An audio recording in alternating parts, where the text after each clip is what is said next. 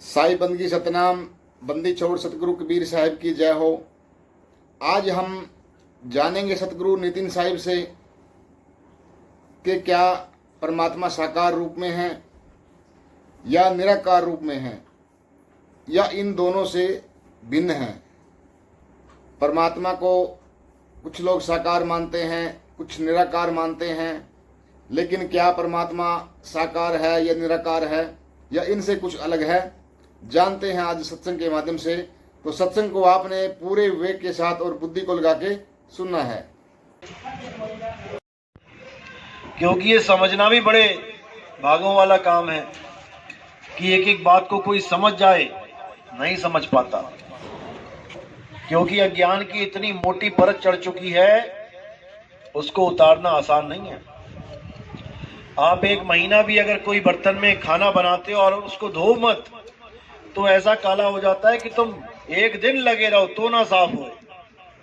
ये तो रोज रोज रोज थोड़ा सा धोना पड़ता है, इसलिए उसकी चमक बरकरार रहती है, वो भी फीकी पड़ने लग जाती है रोज धोने के बाद भी।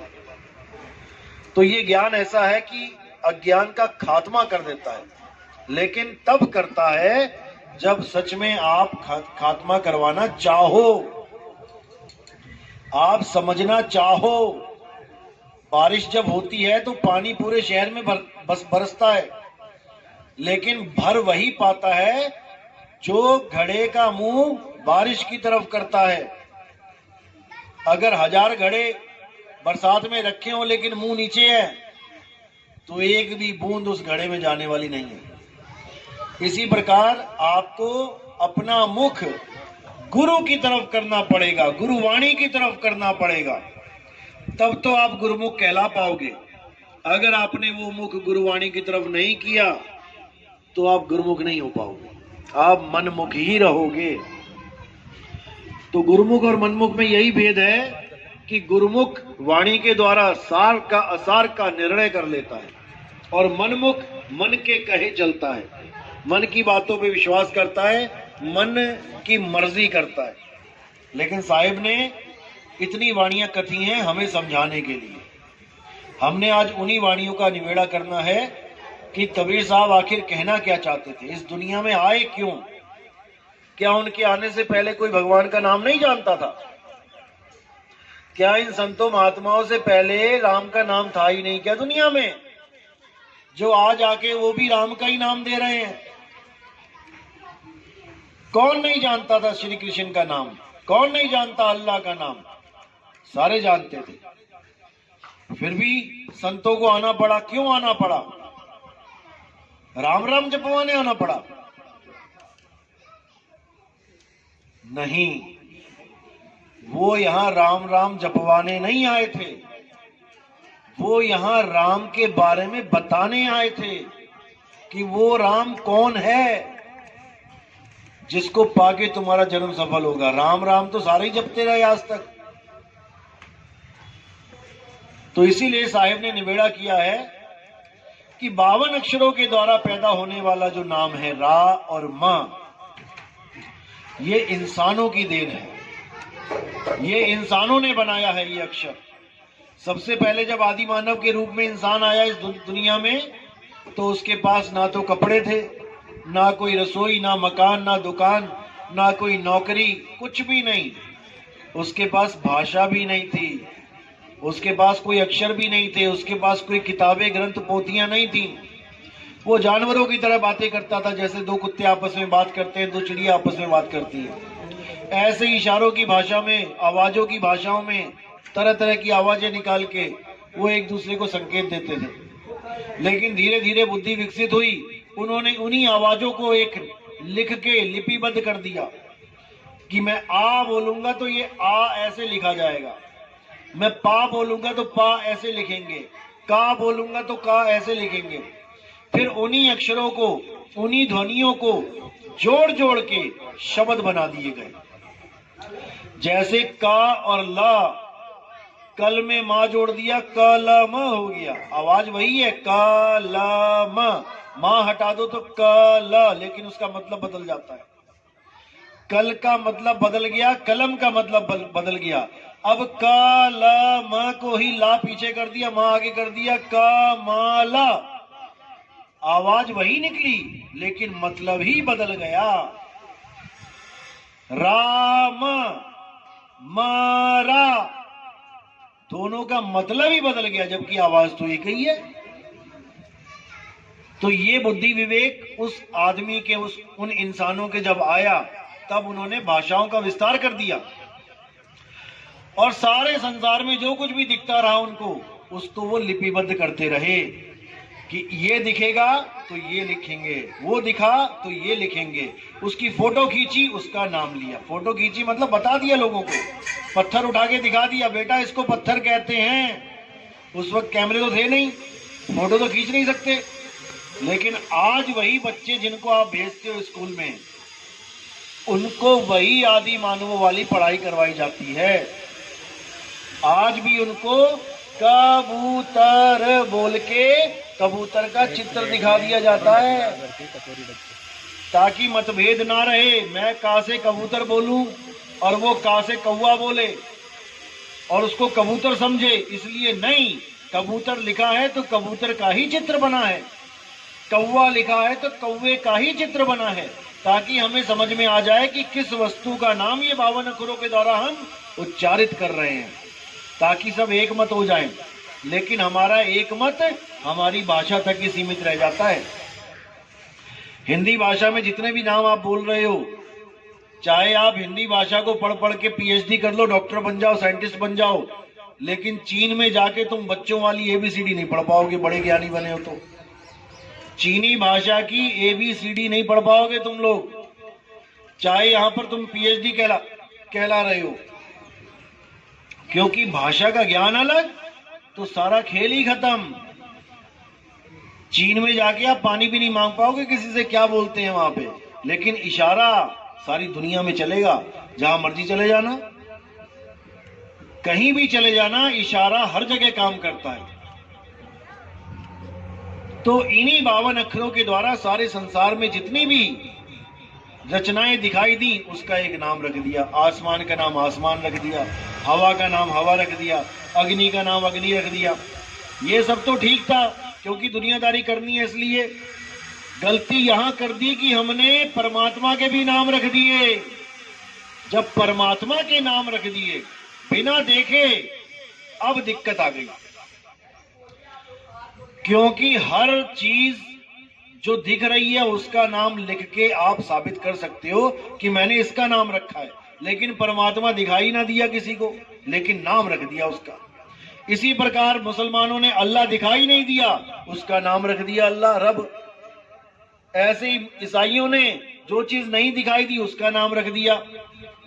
ऐसे ही सिखों ने वाहिगुरु नाम रख दिया। अब वो चीज नहीं पता है, इसलिए सारे झगड़ा कर रहे हैं। नहीं मेरा राम बड़ा, नहीं मेरा अल्लाह बड़ा, नहीं मेरा वाहिगुरु बड़ा, नहीं मेरा गॉड बड़ा। अगर वो चीज पता लग जाए क्या है तो सारे झगड़े शांत हो जाए। जैसे कोई बोले पानी बड़ा, कोई कहे जल बड़ा, कोई कहे नीर बड़ा, कोई कहे तोए बड़ा, तो झगड़ा शांत कैसे होगा? उनको कहो भैया अपना अपना सामान आगे लाके रख दो सामने। अब क्या लेके आएंगे वो? एक ही चीज लेके आके सब रख देंगे। वहीं पे समझ में आ जाएगा अरे यार नाम अलग अलग है, चीज तो एक ही है। लेकिन अब यहां कौन अल्लाह को लेके आए, कौन वाहिगुरु को लेके आए, कौन गॉड को लेके आए? ना वो ला सकते हैं ना वो खुद आएंगे यहाँ पे। अगर वो खुद भी आ जाते तब भी झगड़ा खत्म हो जाता। ना आज तक अल्लाह जमीन पे आके बता के गया कि मैं अल्लाह हूं, ना कोई वाहिगुरु आ रहे हैं, ना कोई गॉड आ रहा है। ये इंसान ने बना दिए हैं सारे खेल, क्योंकि पढ़ना लिखना आ गया। अगर पढ़ना लिखना बोलना नहीं आता तो कौन से नाम की जंग होती यहां पे? तब कौन सा राम होता, कौन सा अल्लाह, कौन सा? अरे 52 अक्षर बनने के बाद ये सारे नाम बने हैं। आज तक इंसानों के अलावा कोई और कुत्ता बिल्ली हाथी घोड़ा क्यों नहीं लड़ा भगवानों के नाम पे? वो भी तो परमात्मा के ही जीव हैं। केवल इंसान को ही क्यों झगड़ा सूझ रहा है, लड़ रहा है इंसान? केवल 52 अक्षरों की वजह से। ये जो मुंह से नाम निकल रहे हैं इसकी वजह से। इसीलिए साहिब ने बोला 52 अक्षर जोड़े आन और सकिया न अक्षर एक पहचान। उस एक अक्षर अविनाशी को कोई नहीं पहचान पा रहा जो सब घटों को चला रहा है। हिंदुस्तान में अगर रामराज होता या रामराज हो जाए तो मुसलमान तो खत्म हो जाने चाहिए। अगर इस दुनिया को अल्लाह ने बनाया है तो हिंदू क्यों जीवित है, ईसाई क्यों जीवित है? फिर तो इन सबका सफाया हो जाना चाहिए और आदमी ना करे, अल्लाह ही करे ना। फिर तो घर तो उसका है। हम लोग क्यों जी रहे हैं? हम लोग को सांस क्यों दे रहा है? वो केवल अपने मानने वालों को दे। लेकिन असल में बात यह है कि कोई अल्लाह, कोई वाहिगुरु ये चाहता ही नहीं है कि उसके नाम पे कोई झगड़ा होए, वरना अल्लाह और राम खुद ही झगड़ा करके निबेड़ा कर ले। कौन ताकतवर, कौन बड़ा है, हमें करने की क्या जरूरत है? लेकिन ना तो आज तक वो लड़े और ना ही हमारे कहने पे लड़ने वाले हैं। ये हम ही लड़ना जानते हैं, क्योंकि हमें मूर्ख बना दिया गया इन लोगों के द्वारा, जो हमारे धर्मों पे, हमारी आस्थाओं से राजनीति करते हैं। लेकिन अगर हमें नहीं समझ में आया आज, तो आने वाले समय में यहां पर अल्लाह राम का नाम लेने वाला भी कोई नहीं होगा। एक ही परमाणु दागेंगे सब साफ। अगर हिंदू ने दाग दिया तो हिंदू भी मरेंगे, मुसलमान ने दाग दिया मुसलमान भी मरेंगे। कोई बम ये देख के नहीं फूटेगा कि भैया हिंदू मर रहा है कि मुसलमान मर रहा है, सारे ही धराशायी हो जाएंगे। क्या फायदा फिर ऐसे अल्लाह राम का? इसीलिए कबीर साहब कह रहे हैं कि जिसको तुम पाना चाहते हो पहले उसको जानो, वो है क्या। अल्लाह वाले अल्लाह को जाने, राम वाले राम को जाने। झगड़ा खत्म हो जाएगा जानने के बाद, क्योंकि वो एक ही है। भाई रे दो जगदीश कहां से आया, और कहो कौन बौर आया। अल्लाह वाले भी कह रहे हैं अल्लाह एक है, परमात्मा एक, खुदा एक। राम वाले भी कह रहे हैं भगवान एक है। तो झगड़ा किस बात का है? बड़ा छोटा करने का झगड़ा है। मेरा पानी बड़ा, तेरा जल छोटा, मेरा नीर बड़ा, तेरा तोय छोटा। इससे कुछ मिलने वाला नहीं है। तो आज यहां पर आपको निवेड़ा करेंगे कि अल्लाह वाहिगुरु होता क्या है और हमने बना क्या दिया है। 3 प्रकार का ज्ञान है। अच्छी तरह समझ लोगे समझ में आ जाएगा, नहीं तो बताने वाला बता के चला जाएगा, आपके पल्ले कुछ नहीं पड़ेगा। 3 ही चीजें हैं इस दुनिया में, चौथी कोई चीज नहीं है। पहला है साकार, दूसरा है निराकार। अब साकार और निराकार पे सत्संग कर लेते हैं, तीसरे के बाद में बात करेंगे। साकार क्या है? ये सारी दुनिया में जितने भी रूप दिखाई दे रहे हैं ये सब साकार है। लेकिन ये आए कहां से? आए कहां से? निराकार से। किसी को शक है? कोई भी ग्रंथ पढ़ लो आप, शिव के भगत हो, शिव महापुराण पढ़ लो, उसमें साफ लिखा है, सृष्टि रचना पढ़ो, कि शिवजी ही निराकार रूप से साकार रूप धारण करते हैं। यानी पहले निराकार थे फिर साकार हो गए। आप विष्णु महापुराण उठा के देख लो, उसमें लिखा है विष्णु जी के 2 स्वरूप हैं, एक निराकार एक साकार।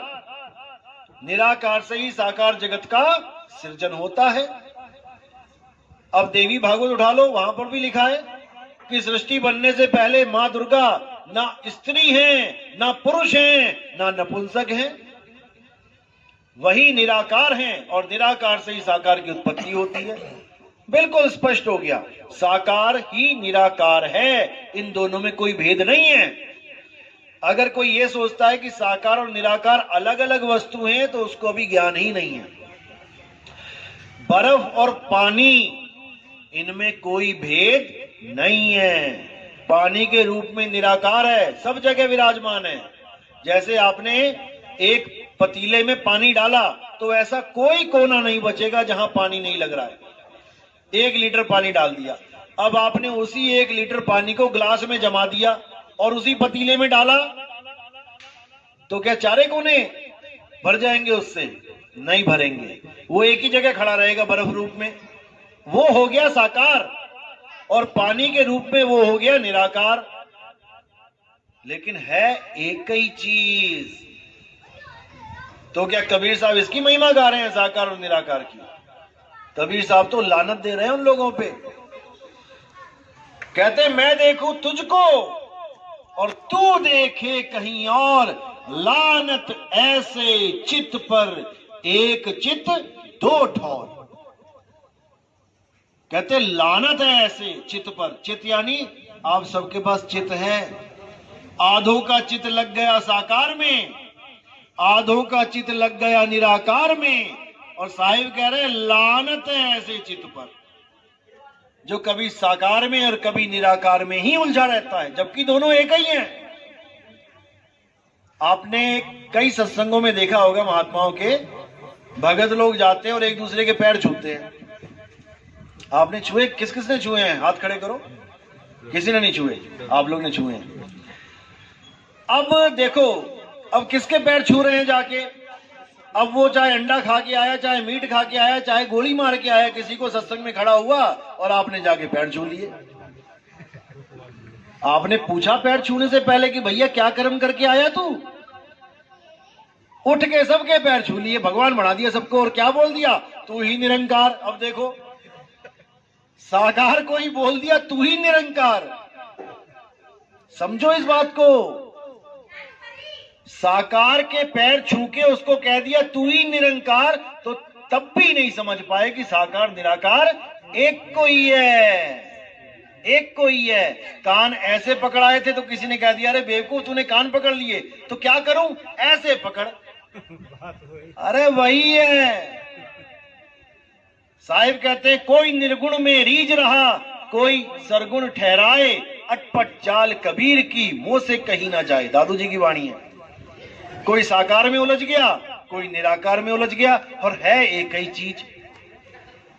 अब इसी साकार और निराकार को देख कौन रहा है? जिस दिन तुमने ये विचार कर लिया, तुम्हारे पर्दे खुल जाएंगे। साकार को कौन देख रहा है? मैं ही देख रहा हूं। और निराकार को कौन देख रहा है?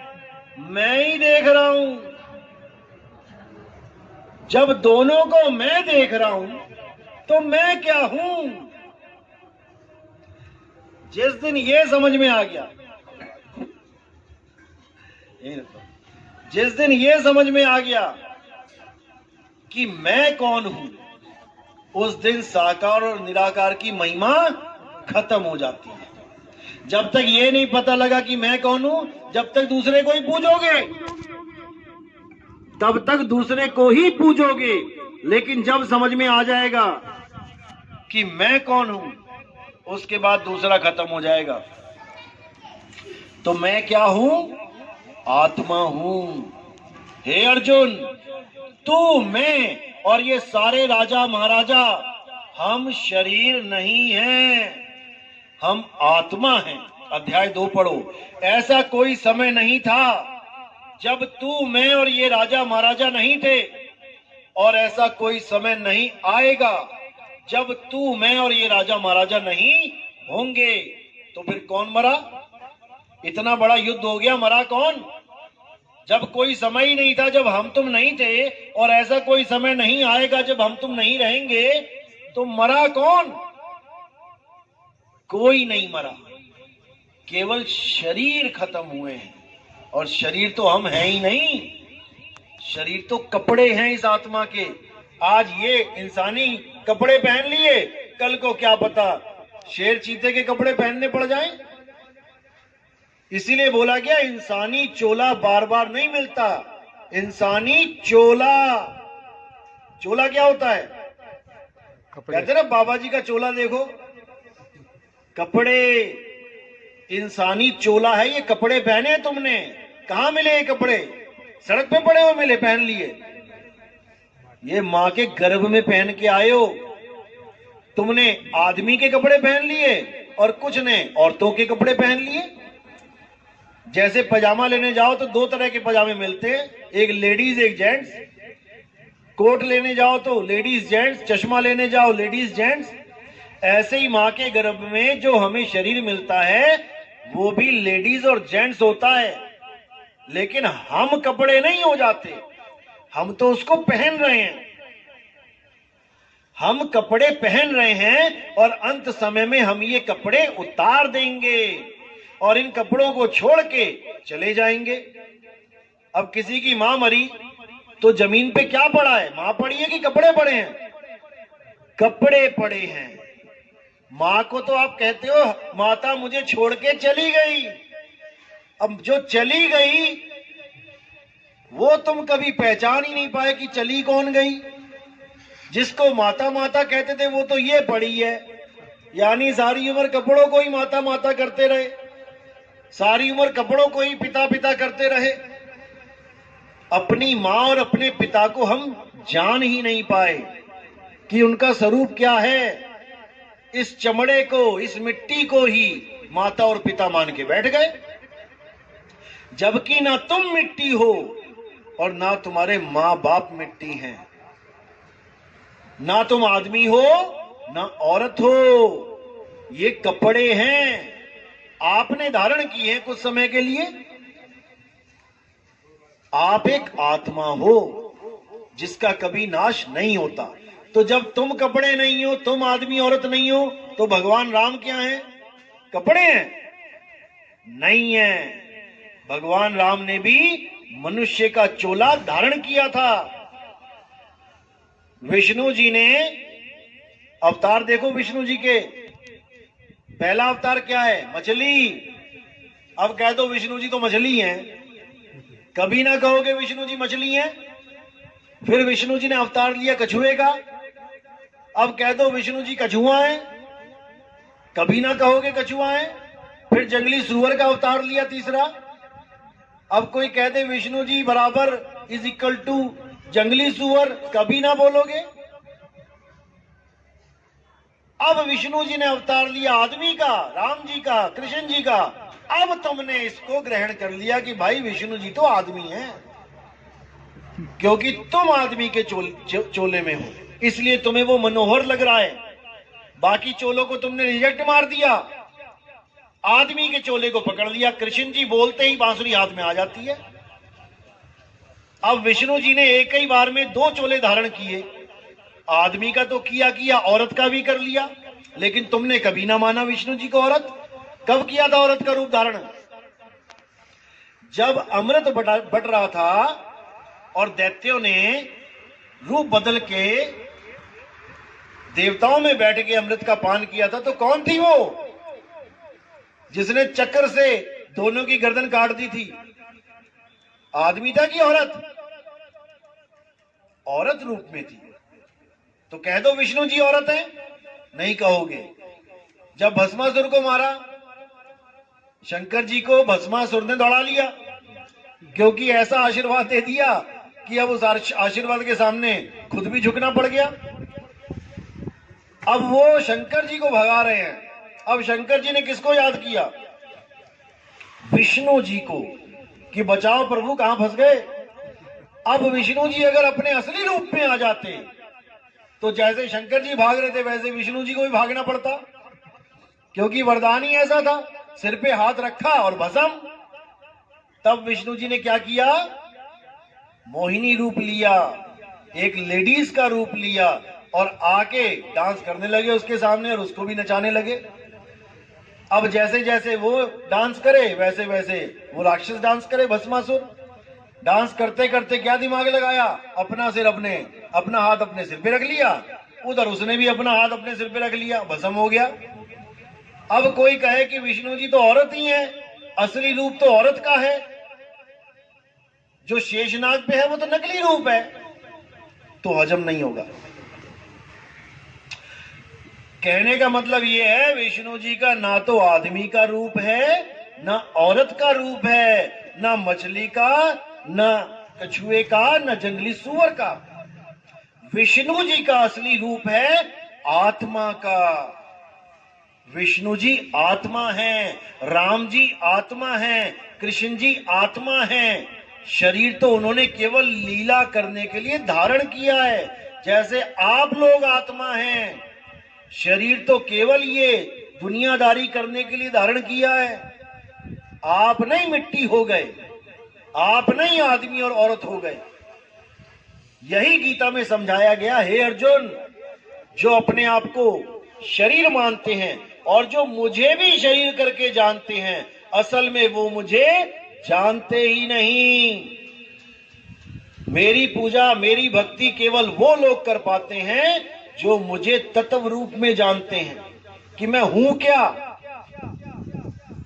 क्योंकि उन्होंने महिमा किसकी गाई है गीता में? जिसको शस्त्र काट नहीं सकता, अग्नि जला नहीं सकती, वायु सुखा नहीं सकती, जल भिगो नहीं सकता। कौन है वो? आत्मदेव है, अजन्मा है। लेकिन हम किसकी पूजा करने में लग गए? जिसके पैर में तीर लग गया था। किसके लगा था? कृष्ण जी के। कृष्ण जी के। तो जब वो कह रहे हैं कि जिसको शस्त्र काट नहीं सकता, अग्नि जला नहीं सकती, तो हमें कब कहा उन्होंने कि जिसके पैर में तीर लग जाए उसकी पूजा करो? उन्होंने कहा जहां तीर भी ना लग पाए उसको जानो अर्जुन। इसीलिए हम इतने युगों से धक्के खाते हुए आज कलयुग में बैठे हैं। अगर हम विष्णु जी की कही बात सतयुग में समझ जाते तो हम कभी त्रेता में आते ही ना, हमें वही मुक्ति मिल जाती।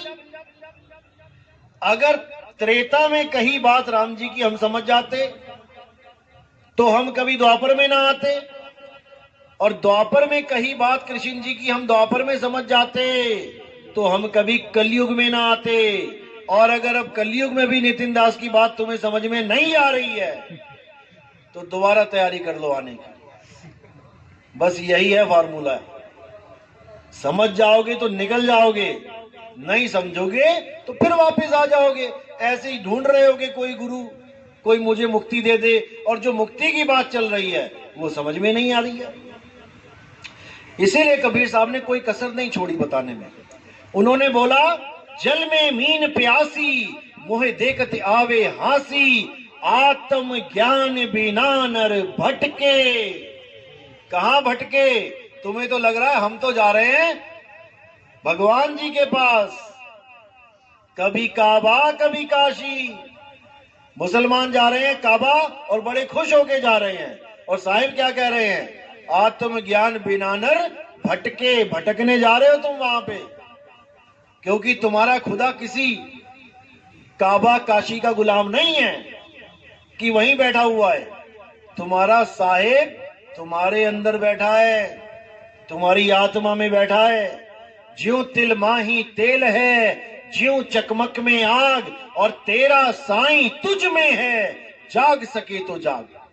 जब मेरा साईं मुझ में है तो फिर मैं कहां जाऊं उसे ढूंढने? दूध में घी छुपा है, अब दूध कहां जाए घी को ढूंढने? कहीं भी चला जाए वो उसे ढूंढ नहीं सकता, क्योंकि दूध में ही घी है। बस उसे ऐसा गुरु चाहिए जो दूध से घी कैसे प्रकट होगा ये विधि बता दे। अगर इतना ज्ञान समझ में आ गया तब तो कल्याण हो जाएगा, नहीं तो फिर किसी मां के गर्भ में पड़ जाओगे जाके। और ये भूल जाना कि यही वाली अम्मा जी मिलेंगी जिससे प्यार करके बैठे हो। पता नहीं कौन सी गधी, कौन सी सूरी, कौन सी हथनी के गर्भ में जाके फिर वैसा ही निकल के आ जाओगे सामान। जैसी मां वैसा बेटा। आज तो इंसानी चोले में, यानी इंसान रूपी मां के गर्भ में पड़ गए तो मिल गया चोला, नहीं तो कुतिया के गर्भ में पड़ जाते तो कुत्ता बन के निकल आते। आज कोई कहे कि वो कुतिया लेटी है, जाए इसका दूध पी, जाके पिएगा कोई? कोई ना पिएगा। और जब उसके गर्भ में पड़ गए तो बाकी भाइयों को पीछे करोगे, सबसे पहले जाके चूसोगे, तगड़े हो जाओगे, मोटे हो जाओगे। वहां तुम्हें याद नहीं रहेगा कि मैं कभी इंसान था और मैं घिन कर रहा था कि ये दूध मैं नहीं पी सकता। अब चूस चूस के मोटे ताजे हो जाओगे। ये माया का खेल है भाई, ऐसा घुमा रखा है इसने कि हालत खराब कर देगी। इसीलिए साहिब ने बोला, जब लग ना चीनोगे आत्म, तब लग ना मिली है परमात्म। आत्म चीने परमात्म चीने, संत कहावे सोए, और यह भेद काया से बाहर, बूझे बिरला कोई। जब तक काया से बाहर का ज्ञान नहीं समझ में आया, यानी विदेही ज्ञान समझ में नहीं आया, जब तक भटकते ही रहोगे। तो इसीलिए साहिब ने बोला, जब लग ध्यान विदेह न पावे, तब लग जीव भव भटका खावे। उस विदेही ज्ञान को समझ लो, उस आत्म राम को समझ लो। वो आत्म राम कहीं मंदिरों में नहीं बैठा है, वो तुम्हारे रोम रोम में बसा हुआ है। भजन भी गाते हो, मेरे रोम रोम में बसने वाले राम मैं तुमसे क्या मांगू। और रोम रोम की जगह ढूंढने कहां जाते हो? मंदिर में। अब कहते हो मैं तुमसे क्या मांगू, और इतनी लंबी लिस्ट लेके जाते हो वहां पे। सब उल्टा चल रहा है काम। कुछ मांगने की जरूरत नहीं है भाई, बिना मांगे सब कुछ मिलेगा। लेकिन तुम्हें भगवान को केवल एटीएम बना के शो कर दिया गया है कि मंदिर जाना है तो ऐसे मंदिर में जाओ जहां तुम्हारी इच्छा पूर्ति हो जाए। उसका नाम भी यही रख दिया, इच्छा पूर्ति मंदिर।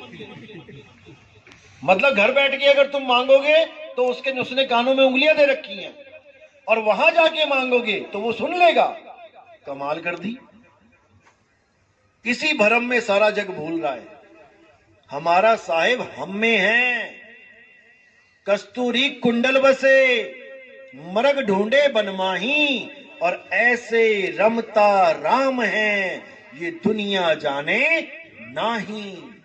ये दुनिया नहीं समझ सकती उसको, क्योंकि जितने भी लोग हैं उन्होंने भगवान को एक बिजनेसमैन समझ लिया है। भगवान जी मुझे ये दे देना, मैं तुम्हें वो दे दूंगा। यही बिजनेस चल रहा है।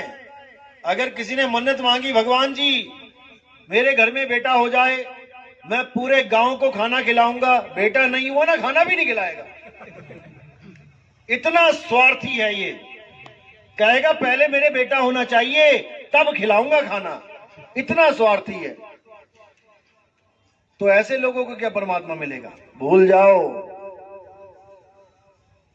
तो इसी को बार बार संतों ने समझाया, कोई कमी नहीं छोड़ी, लेकिन ये मूर्ख जीव समझ नहीं पाया। तो अब समझना है, अब इस मूर्खता को छोड़ना है। आत्म में राम, राम में आत्म, चीनस गुरुमुख विचारे। गुरबाणी यही समझा रही है, लेकिन हमें नहीं समझ में आ रहा। हम अपने आप को छोड़ के हर चीज को पकड़ने में लगे हैं। आत्मा को छोड़ के हर चीज माया है। यही अर्जुन को समझाया गया कि हे अर्जुन, आत्मा अजन्मा है, आत्मा नित्य है, आत्मा शाश्वत है, आत्मा पुरातन सनातन है। जो आत्मा के पुजारी हैं असल में वही सनातनी हैं।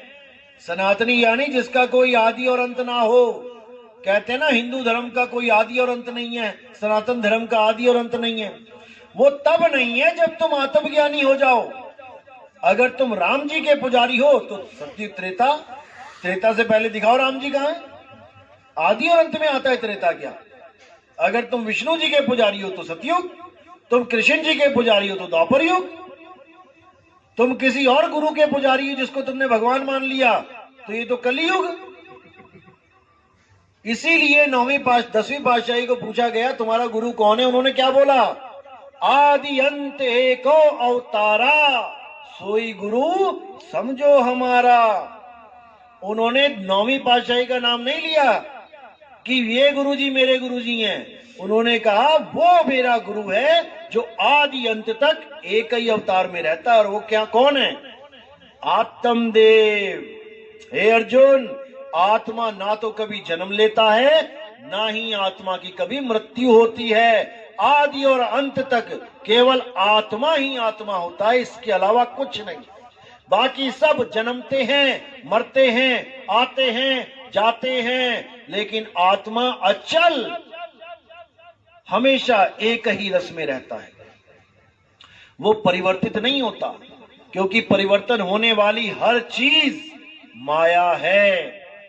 बर्फ जब पिघल जाती है तो वो पानी बन जाती है, माया है।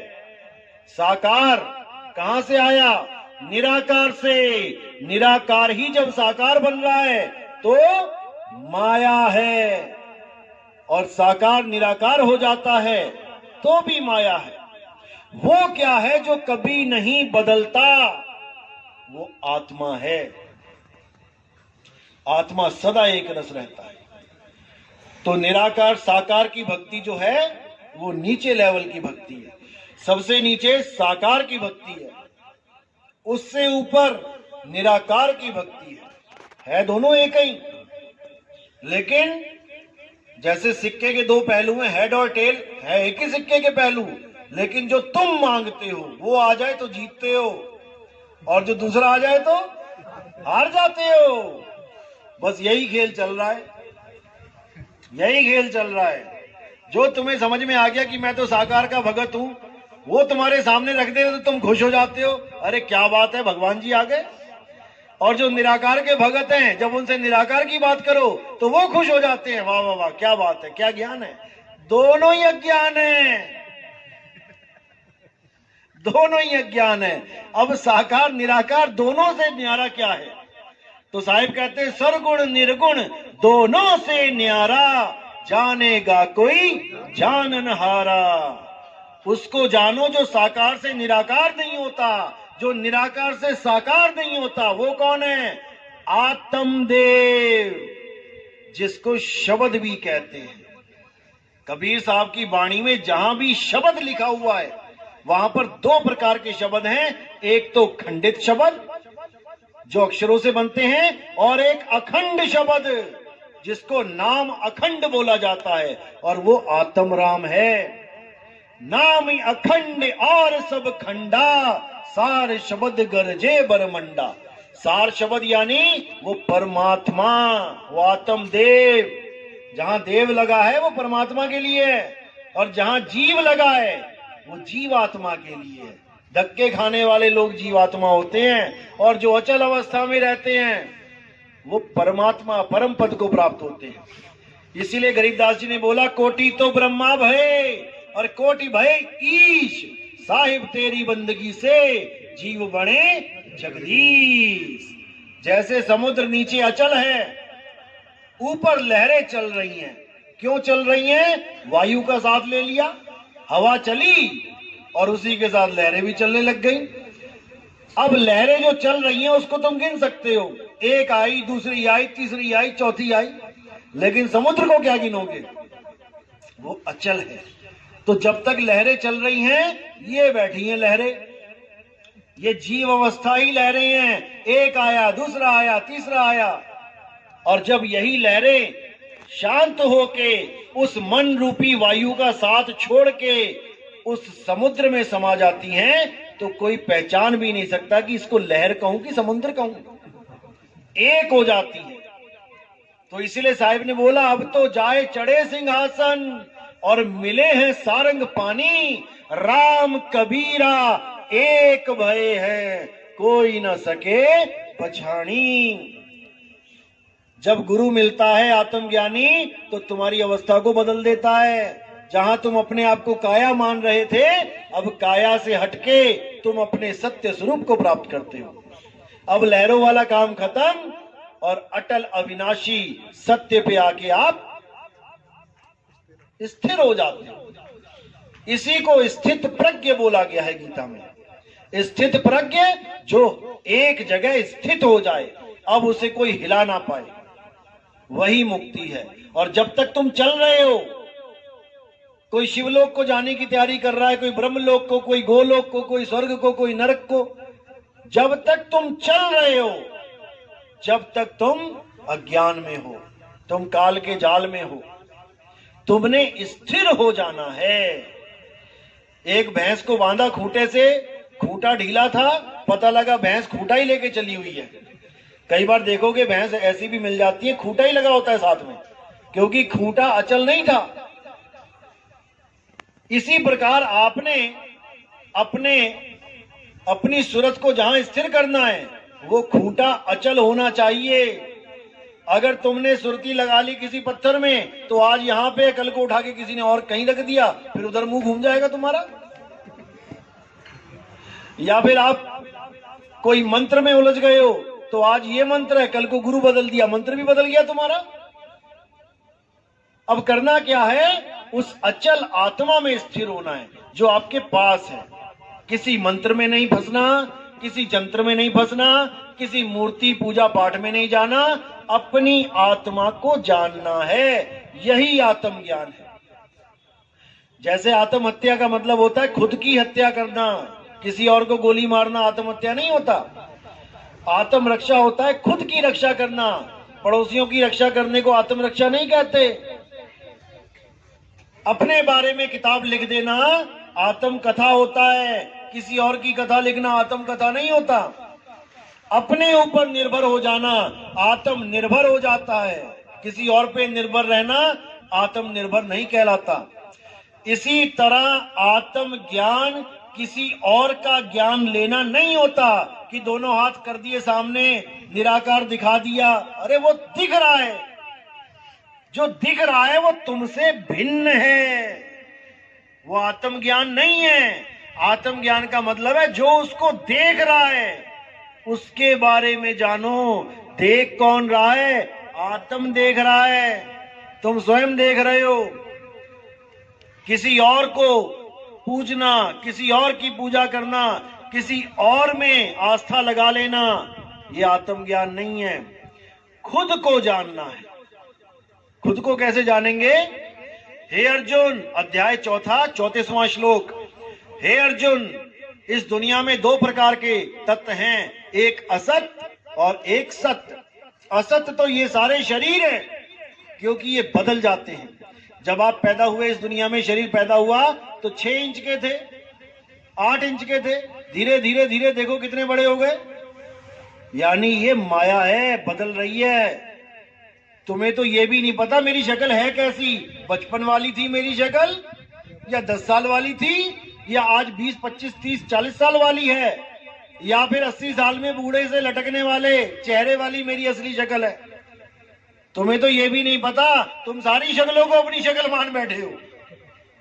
सारी फोटो ले लो अपनी, जितनी भी आज तक खिंचवाई हैं, इसमें से बता दो तुम्हारी शक्ल कौन सी है। सारी शक्ल मान के बैठे हो अपनी। इसीलिए हे अर्जुन, आत्मा सत्य है, आत्मा कभी नहीं बदलती। अगर तुम सत्य को प्राप्त करना चाहते हो तो ऐसे गुरु की शरण में जाओ जिसने आत्मा को जान लिया है, वही तुम्हें तुम्हारी आत्मा का ज्ञान देगा, जिसको एक बार प्राप्त करने के बाद तुम्हें कोई भरमा नहीं सकता, तुम्हें कोई विचलित नहीं कर सकता।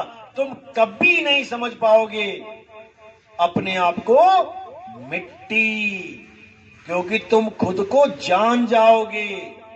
अभी तो मिट्टी मान बैठे हो अपने आप को, फिर तुम अपने आप को आत्मा जान जाओगे। जिसने कभी करंट को हाथ नहीं लगाया वो कभी नहीं जान सकता कि ये पंखा कैसे चल रहा है, किस ताकत से चल रहा है। उसने केवल सुन लिया कि पंखा करंट से चलता है, लेकिन उसको करंट का बोध कभी नहीं हो सकता जब तक वो उसको हाथ ना लगा ले। केवल बातों में ही चलेगा, हाँ बिजली आ गई, हाँ बिजली चली गई, लेकिन बिजली होती कैसी है इसका बोध उसे नहीं हो सकता। इसी प्रकार आत्मा आत्मा तो सारे कर रहे हैं, जो गीता भागवत का पाठ करने आ रहे हैं 7-7 दिन, आत्मा आत्मा तो वो भी चिल्ला रहे हैं, लेकिन देखना फिर क्या करवाते हैं। पूरा दिन आत्मा आत्मा करके शरीर की पूजा, वो भी शरीर क्या बोलूं, पत्थर है, पत्थर की पूजा करवा के भेज देते हैं घर। अब कहां गई तुम्हारी आत्मा? अब कहां गया तुम्हारा आत्मज्ञान? किसी को नहीं समझ में आ रहा कि हमारे साथ करवाया हमें क्या बताया जा रहा है, कैसे हमें घुमा दिया जा रहा है। इसीलिए कबीर साहब को बोलना पड़ा, कबीर आत्म ज्ञान का पड़ा नगर में शोर, और पूछो कैसी आत्मा, देखते दांत निपोर। उनको पूछो आत्मा होती कैसी है? क्या आत्मा के 2 हाथ होते हैं, 2 पैर होते हैं, या आत्मा कोई ज्योति प्रकाश होती है? आधी दुनिया इसको ज्योत को आत्मा मान के बैठी है। मैंने ज्योत देख ली, मैंने प्रकाश देख लिया, मेरा कल्याण हो गया। अरे वो दृश्य है, ज्योत एक दृश्य है जो तुमने देख लिया। ज्योत को देखा किसने, उसका स्वरूप क्या है? जब तक इसको नहीं जाना, जब तक आत्मज्ञान नहीं हो सकता। अब ज्योत क्या है? गुरबाणी में क्या बोला? अरे मन तू ज्योत स्वरूप है, अपना मूल पहचान। ये तुम्हारा मन है जिसको तुमने आत्मा मान लिया, परमात्मा मान लिया ज्योत को। यही ज्योत सारी संसार की रचना करके 184 बना के बैठी है। अव्वल अल्लाह नूर उपाया, कुदरत के सब बंदे, एक नूर ते सब जग उपजया, कौन भले कौन मंदे। किससे बना है दुनिया? नूर से। नूर क्या है? ये मन ही है नूर। मन ही स्वरूपी देव निरंजन, तुम्हें राख भरमाई हो, ए हंसा तू अमर लोक का बड़ा कालवश आई हो। ये प्रकाश जो दिखाई दे रहा है यही है काल भगवान। इसी से प्रेम करवा दिया सबको। एक नूर सर्वव्यापक, यही है काल भगवान। इसी का सारा पसारा है। एक राम दशरथ का बेटा, एक राम घट घट में बैठा, एक राम का सगल पसारा, ये है वो राम, मन रूपी राम। और एक राम तीनों से न्यारा, उसको जानना है जो तीनों से न्यारा है। पहला राम कौन है? एक राम दशरथ का बेटा, जो त्रेता युग में आए, दशरथ के पुत्र, यानी कि हम काया रूप में पहचान रहे हैं उनको। पुत्र तो काया ही होती है ना। एक राम दशरथ का बेटा यानी काया राम, तन राम। एक राम घट घट में बैठा, उस काया राम के अंदर कौन बैठा है जो चला रहा है काया को? जीव राम। तुम्हारी काया खुद नहीं चल रही। अगर खुद चलती होती तो क्यों लेट जाती है अंत में? कौन छोड़ के चला गया इस काया को? जीव। ये दूसरा राम जीव राम है जो इस काया को चला रहा है। अब तीसरा राम कौन है? एक राम का सगल पसारा, ये मन राम है। जो ये दुनिया तुम्हें दिख रही है, ये गाड़ियां, कारें, बिल्डिंगें, ये पहले थी क्या? जब इस दुनिया में आदमी आया, आदमी ना आता तो ये बिल्डिंगें आ जाती क्या? क्या शेरों ने 4 मंजिली बिल्डिंग बना दी जंगलों में? या मगरमच्छों ने पनडुब्बियां बना दी पानी में? ये तुम्हारे मन का पसारा है। जितना भी तुम्हें दिख रहा है प्रकृति के अलावा, ये बिल्डिंगें, ये कारें, ये दुनियादारी जितनी, ये तुम्हारे मन का पसारा है। एक राम का सगल पसारा और एक राम तीनों से न्यारा, वो है आत्म राम, जिसको परमात्मा भी बोल देते हैं। तो यही 4 राम का निबेड़ा कबीर साहब ने किया था, लेकिन लोग कबीर साहब को भगवान राम का पुजारी समझ बैठे। तो उनको वाणी बोलना पड़ा, हमारा राम दशरथ सुत नाही। हमारा राम वो है जो सबको चला रहा है, जो किसी को मारता ही नहीं, जो सबको जीवन ही देता है। ये जितने शरीर हैं इनको जीवन वही दे रहा है, लेकिन समझ में नहीं आ रहा। तो इसी को समझना है, आत्म राम को जानना है। आत्मा के बिना सब झूठ है। तो उम्मीद है कि आज का सत्संग समझ में आया होगा। जिसके नहीं समझ में आया वो हाथ खड़ा कर दे, जिसके आ गया वो भी हाथ खड़ा कर दे। सबके आ गया, चलो बहुत अच्छी बात है, फिर तो आना सफल हो गया। तो इसी के साथ सत्संग पे विराम देता हूं। और जो नाम दीक्षा वाले हैं वो हाथ खड़ा कर दे, प्रथम दीक्षा वाले।